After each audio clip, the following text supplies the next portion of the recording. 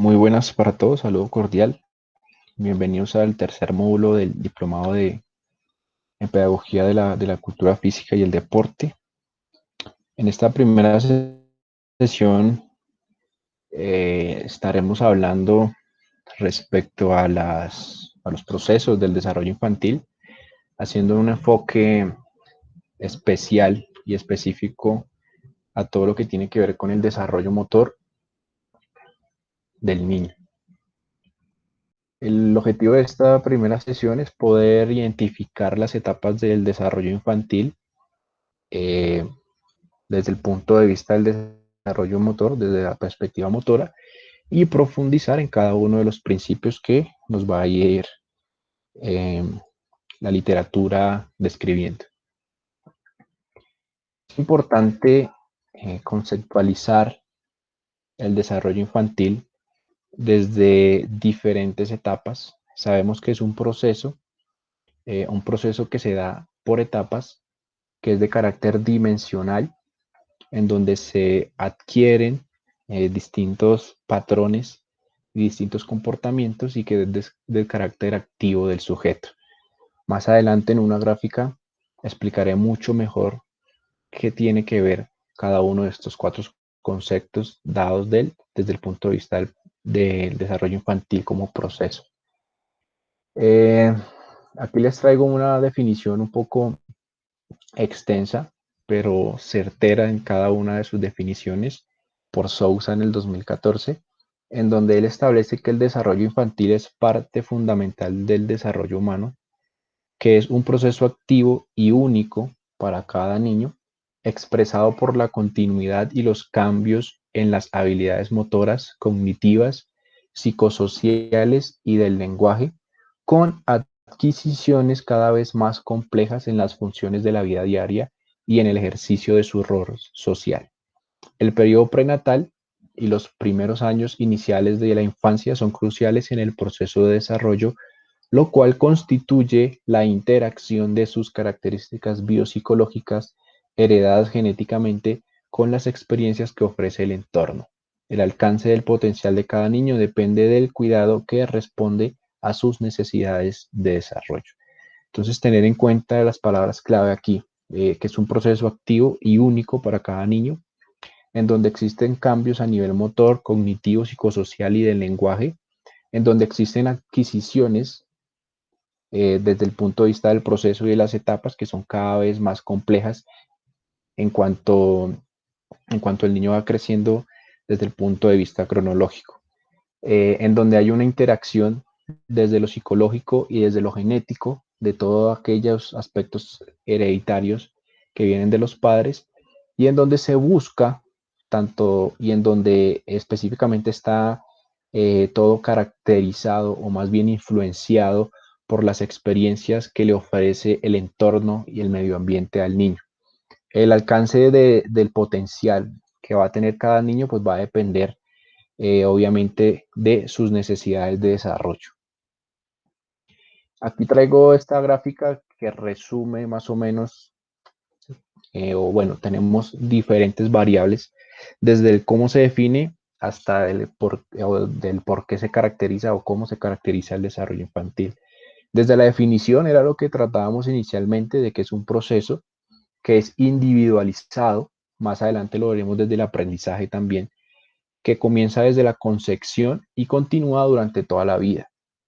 Desde el tipo de vista dimensional, hablamos de que hay un desarrollo desde el punto de vista biológico, psicológico, social, que existe una adquisición de distintas habilidades que pueden ser habilidades motoras, cognitivas o lingüísticas desde el punto de vista de las características, que existen estadios o estagios o etapas que también van a tener sus propias características, que depende de la relación con el cuidador, entiéndase padres, entiéndase entrenadores, y depende también, o se define también eh, de la manera del niño a integrarse o cómo se integra el niño a la sociedad.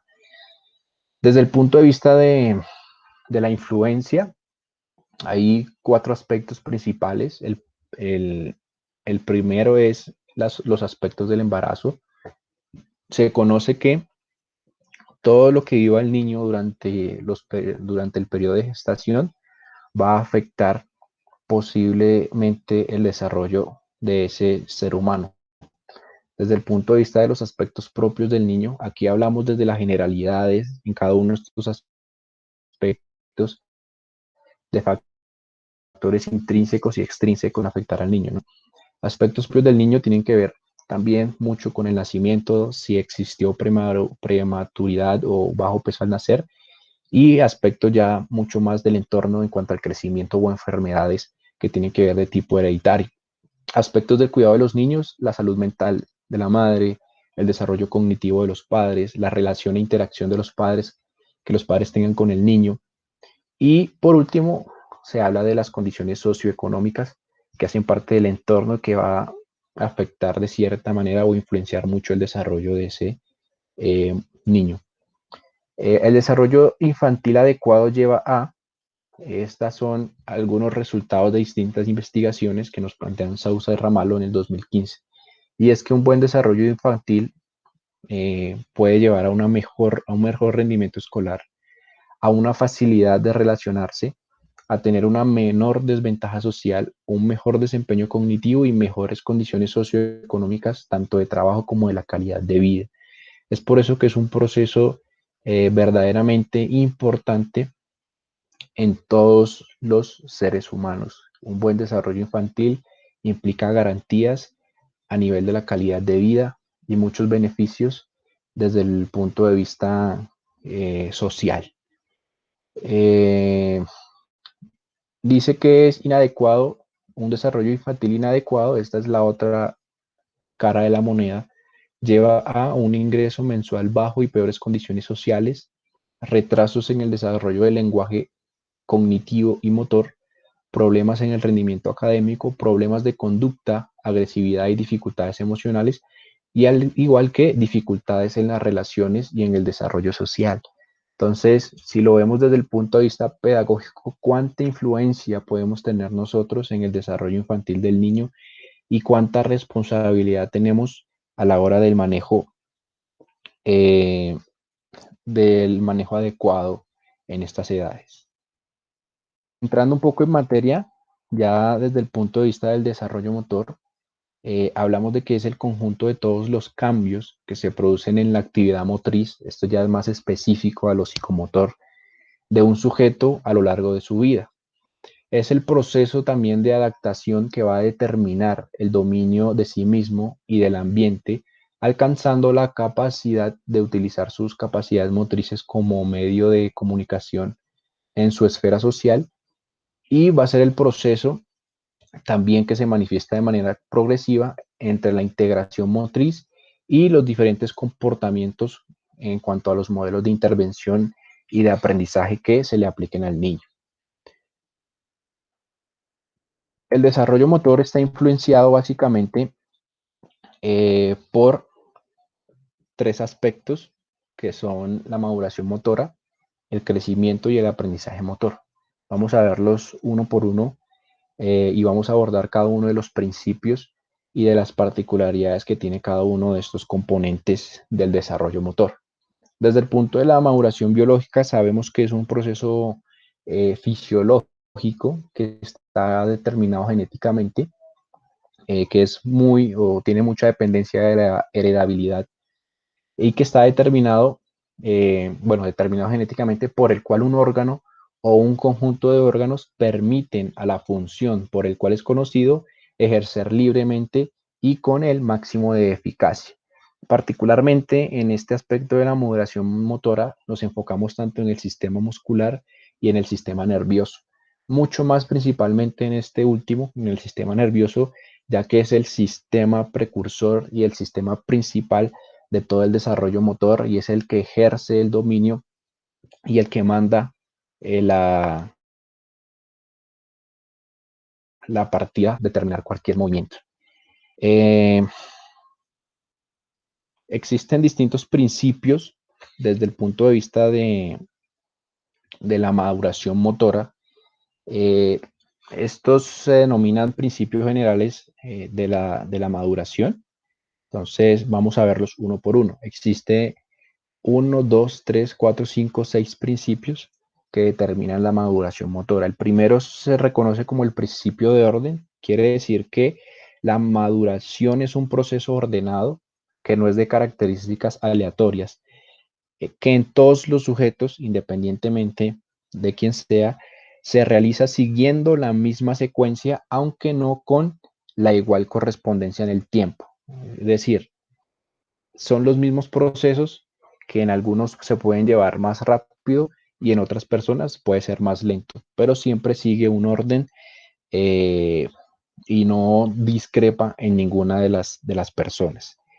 El otro principio es el principio de las diferencias individuales. ¿Qué quiere decir esto? Que todos los individuos atraviesan la misma secuencia general de sucesos, aunque esto tiene relación con lo anterior, el principio del orden, que la oportunidad para cada uno varía enormemente en cuanto a la velocidad y el ritmo, lo que les comentaba anteriormente. Vamos a seguir el mismo orden, pero existen diferencias individuales, pueden ser características genéticas principalmente, que lleven a ese niño en el tiempo o tener una velocidad un poco mayor de maduración o un poco menor en el ritmo, básicamente.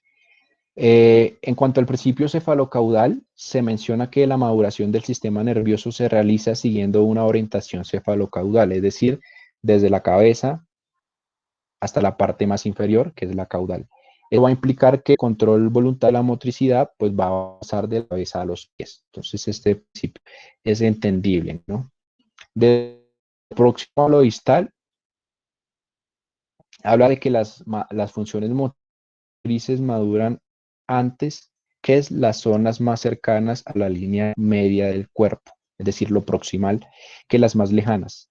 Esto supone que el control y partes cercanas o mediales que en los extremos de los segmentos corporales.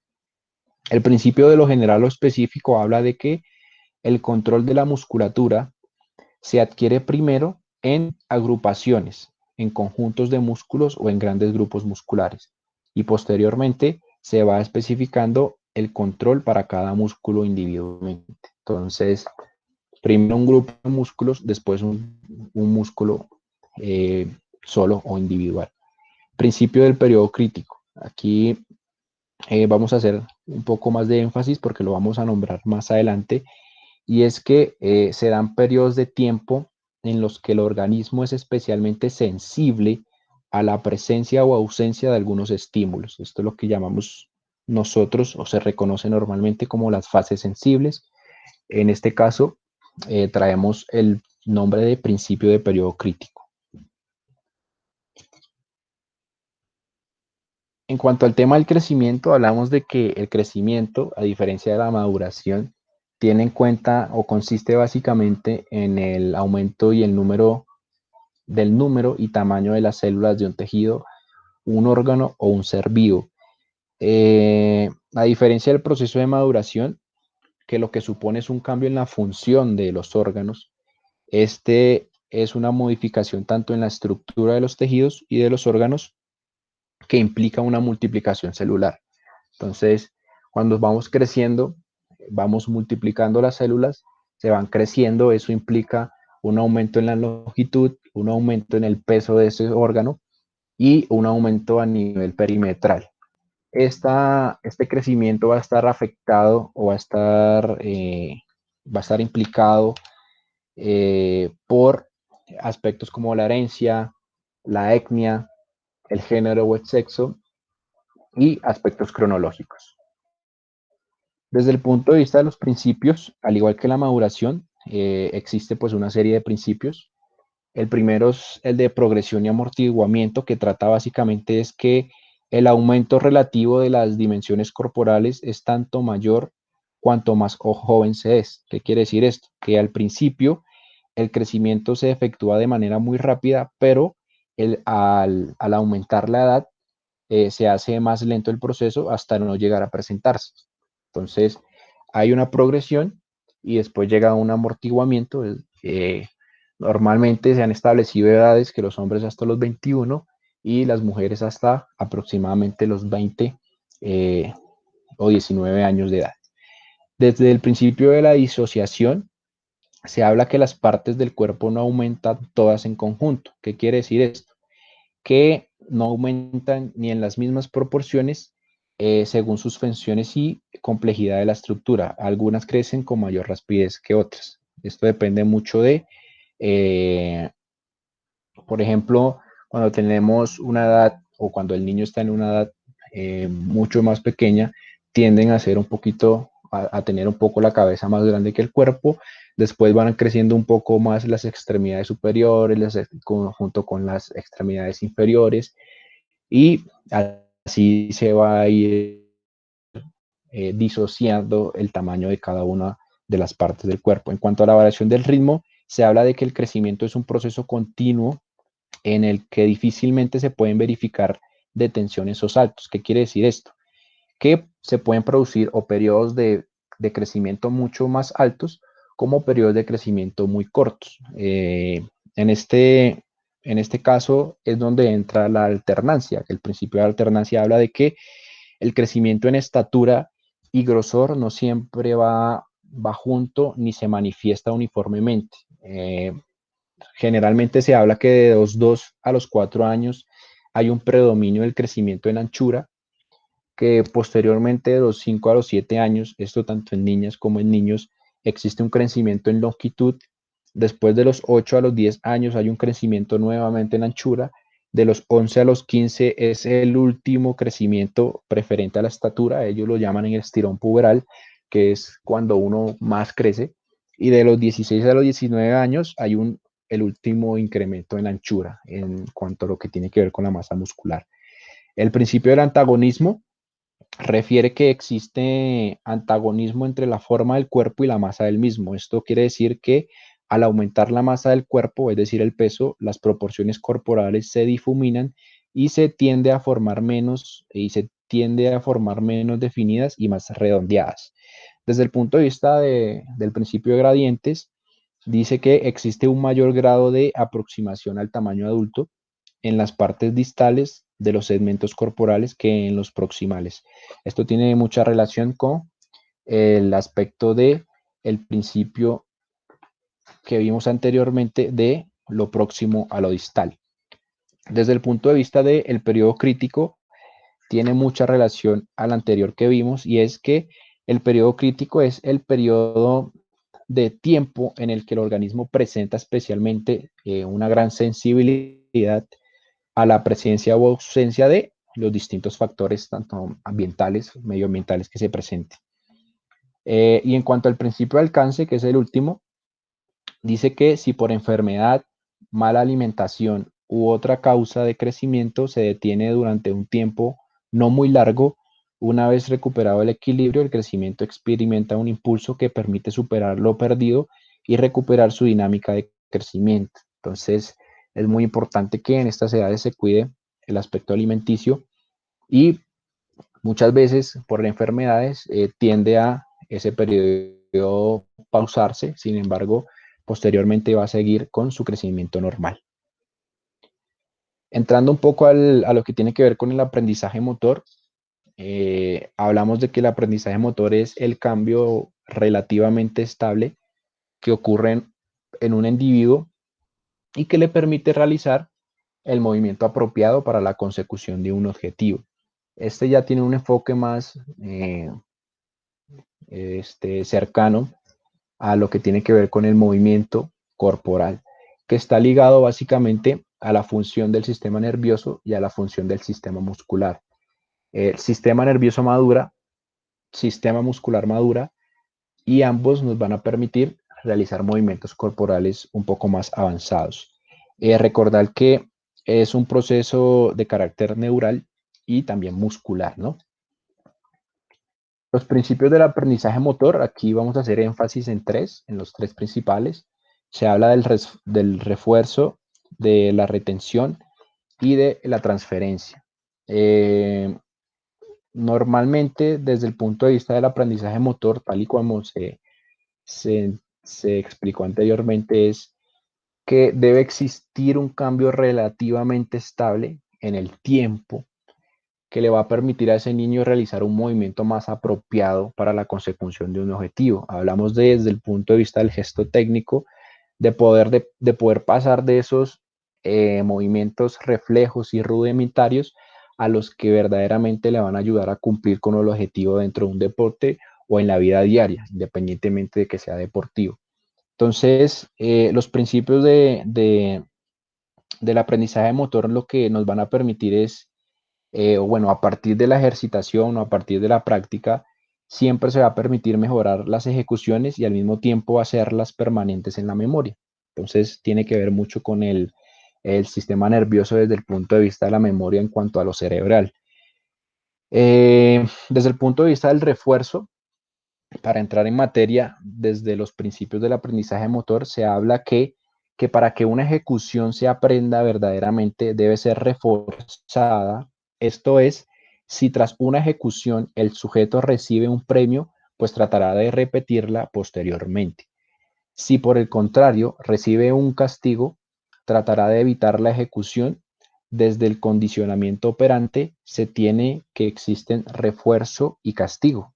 Los refuerzos pueden ser positivos o negativos. Positivo quiere decir que es la aparición de un estímulo deseado con la intención de reafirmar la ejecución correcta. Y por su parte, el refuerzo negativo tiene que ver con la desaparición de un estímulo no deseado con la intención de reafirmar la ejecución correcta. Muchas veces eh, debemos enfocarnos en que el refuerzo, tanto positivo como negativo, son importantes para el mejoramiento de el aprendizaje. Desde el punto de vista de la retención, no se puede decir que una destreza ha sido aprendida si no está almacenada en nuestra memoria. Esto es, si no puede evocarse y repetirse algún tiempo después. Si no hay retención, pues se quiere decir que no hubo aprendizaje. Entonces lo importante es que haya una retención.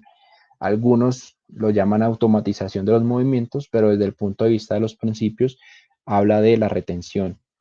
Ese movimiento, ese gesto técnico, cuando se retiene, normalmente se vuelve una destreza. Entonces, una destreza puede ser retenida cuando existen muchas repeticiones eh, de ese mismo gesto, pues lo que van a generar o va a mejorar la retención de dicho movimiento. Desde el punto de vista de la transferencia, se dice que las destrezas motrices que se aprenden nunca son totalmente nuevas, ya que éstas se basan en actividades motrices previamente aprendidas. Las actividades motrices pueden mejorar o pueden favorecer, perdón, o entorpecer el aprendizaje. Raramente se aprende una destreza totalmente nueva después de los primeros años, pues en su mayor parte las destrezas se forman a partir de otras ya existentes. Por lo tanto, aprender destrezas en gran parte transferir hábitos es en gran parte transferir hábitos antiguos a nuevas situaciones. Entonces, los primeros, el gateo me va a servir posteriormente para caminar, caminar para correr y después voy cada uno de esos gestos agrupándolos y transfiriéndolos, ¿no?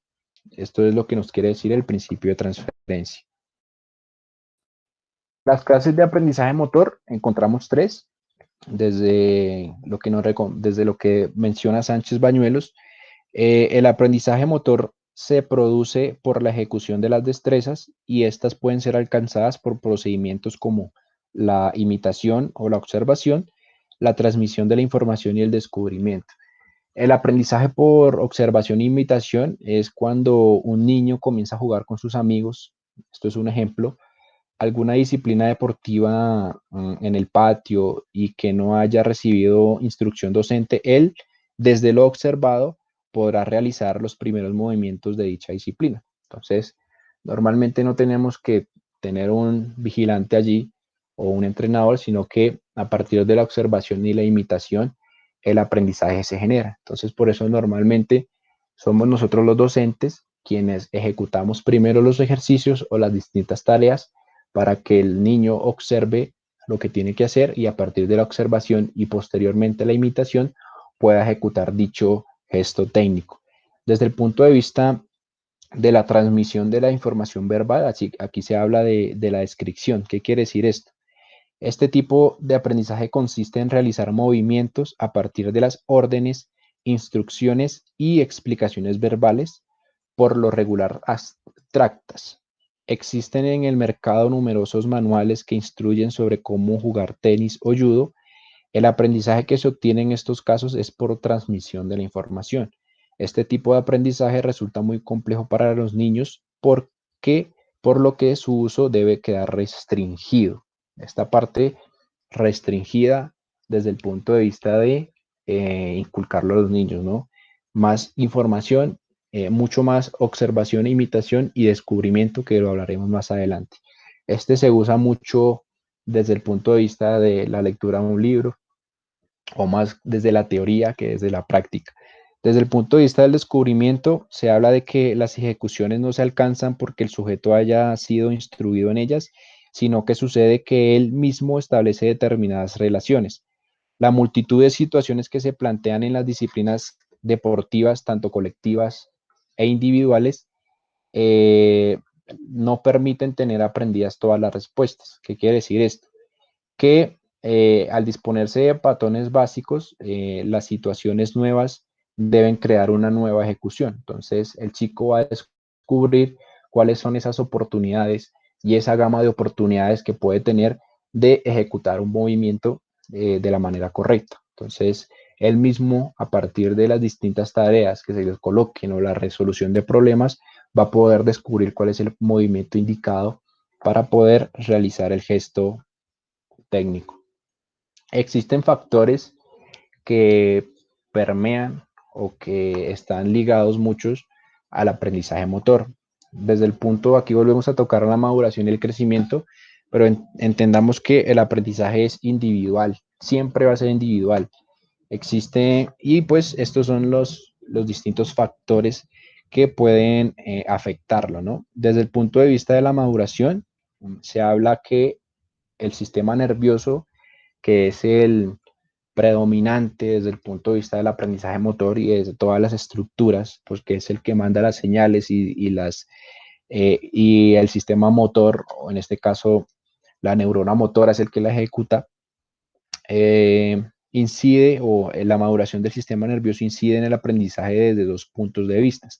El primero es que permite el aprendizaje, y el segundo es porque conforme avanza la maduración, pues va alcanzando niveles más altos del cerebro y va a permitir niveles más altos de habilidad. Desde el punto de vista del crecimiento, se habla que, por ejemplo, si hay un niño con exceso de peso, pues le va a resultar mucho más difícil realizar los saltos, mientras que un niño adelantado en talla tendrá facilidad en los patrones de carrera.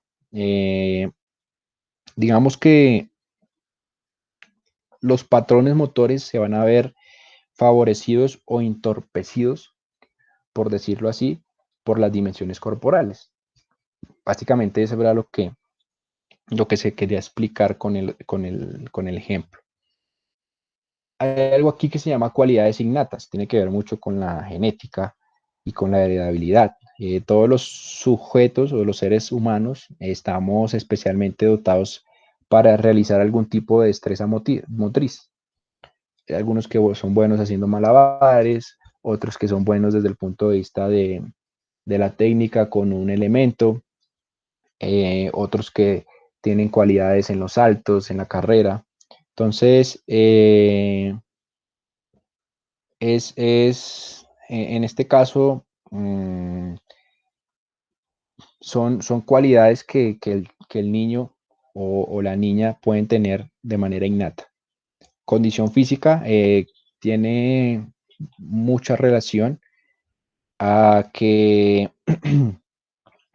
una condición física adecuada va a permitir un mayor número de repeticiones por sesión, por ejemplo. Asimismo, si hay una buena condición física, se puede mejorar el tiempo de recuperación o la recuperación va a ser mucho más rápida. Eso, en teoría, podría representar una mejora en el descanso. Y al final, si existe una buena condición física, va a haber, se supondría, una reducción en los factores de riesgo de lesión. Y bueno, esto lo que va a posibilitar es un desarrollo mucho más coherente y mucho más numeroso en cuanto al volumen de las prácticas que se realicen. Desde el punto de vista de los aprendizajes previos, el aprendizaje de cualquier, como se dijo anteriormente, el aprendizaje de cualquier destreza o de cualquier gesto técnico no es completamente nuevo, pues generalmente se basa en aprendizajes previos. Entonces, todo lo que se aprende previamente va a formar patrones de movimiento nuevos que se van a complementar uno con el otro. Desde el punto de vista de la motivación, entendamos que es la fuerza que produce, mantiene y guía la conducta que se convierte en un elemento importante en el aprendizaje, eh, ya que generalmente el aprendizaje se vuelve repetitivo e intenso y pues el chico de alguna cierta forma también se cansa. Entonces, si existe motivación, no presión, ojo, motivación, pues va a haber un mejor aprendizaje motor. Entonces, en ese orden de ideas, pudimos describir de manera muy rápida y sencilla lo que se entiende por desarrollo motor desde sus tres características, que son la maduración motora, el crecimiento y el aprendizaje motor. Ahora vamos a enfocarnos en las fases del desarrollo motor, que son muy importantes ya para terminar esta primera sesión. El desarrollo motor es un proceso continuo, como ya hemos venido diciendo, que realiza cada sujeto y que tiene un desarrollo relativamente independiente para los patrones motores. A nivel conceptual existen muchas teorías propuestas, está la de Piaget, está la teoría de Freud, está la de Hessel, está la de Wallon, entre otros, por mencionar algunos. Todos ellos aportan elementos de gran interés para que se entienda o para poder entender lo que tiene que ver con el desarrollo cognitivo, a la par de aspectos como la personalidad y también el desarrollo motor. Entonces, nos vamos a enfocar en las fases que propuso Galois. Este fue citado por López en el 94, en donde él nos habla. Esto es algo muy parecido a lo que hizo Piaget en cuanto a las fases en estadios de desarrollo. Hay una primera fase que él nombra fase de movimientos reflejos, que tiene dos estadios. Está el de los reflejos arcaicos y el de los reflejos de enderezamiento, y va de los 0 a de 0 meses al año. Está la fase de movimientos rudimentarios con los estadios. Esa parte rudimentaria tiene también dos estadios, que están los de inhibición de los reflejos, ya desaparecen los reflejos, y el estadio de precontrol, que va de los 1 a 2 años de edad. Está la fase de movimientos fundamentales, ya un poquito más adelante. Esta contiene 3 estadios sin nombre especial. Este no tiene nombres especiales, pero van de los 2 a los 7 años de edad, en el cual se puede asumir, da la maduración general del movimiento. Este es un punto crítico, entonces es una fase sensible, es muy importante de los 2 a los 7 años implementar un buen proceso de entrenamiento y pedagógico para poder incrementar o mejorar esos movimientos fundamentales. Y por último, desde este autor está en la fase de movimientos aplicados al deporte, también con 3 estadios que van de lo general hasta lo especializado y que inicia de los 7 hasta aproximadamente los 20 años. Desde otras perspectivas teóricas, tenemos la de los estadios psicomotores planteados por Piaget, ¿no?